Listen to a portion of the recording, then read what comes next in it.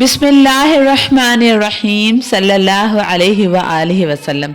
आज का जो वजीफ़ा है वो बहुत ही कमाल का वजीफ़ा है और बहुत ज़्यादा लोग इस वजह से बहुत ज़्यादा परेशान हैं। इंशाअल्लाह वो ज़रूर इससे फ़ायदा उठाएंगे। आजकल एक तो बाल गिरना एक आम सा मर्ज़ बन चुका है और बहुत से लोग कम उम्र में ही इसकी वजह से बहुत ज़्यादा परेशान होते हैं। इंसान के जो बाल होते हैं वो उसका एक हसीन जेवर होते हैं जिससे इंसान की शख्सियत नुमायाँ होती है।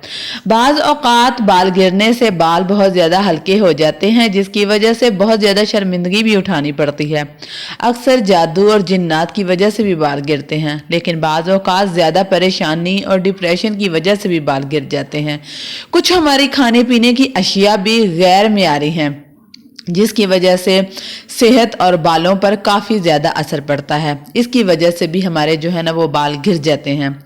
जो वजीफ़ा आज आपकी खिदमत में पेश किया जा रहा है वो इंशाअल्लाह ताला आपको हर वजीफ़े में एक बात यकीनी बताई जाती है कि यकीन जो है ना वो लाजमी होना चाहिए हर बात पे। बाल बिल्कुल आपके जो गिर चुके हैं या हल्के हो गए हों, इंशाअल्लाह ताला आप इस ये अमल करेंगे तो दोबारा निकल आएंगे।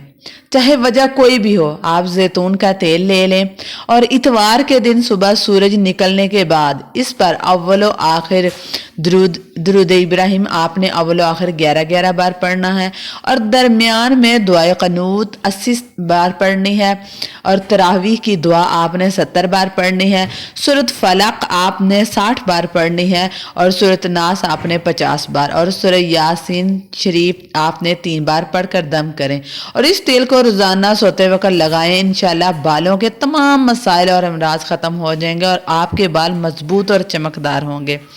वीडियो को वॉच करने का बहुत बहुत शुक्रिया। वीडियो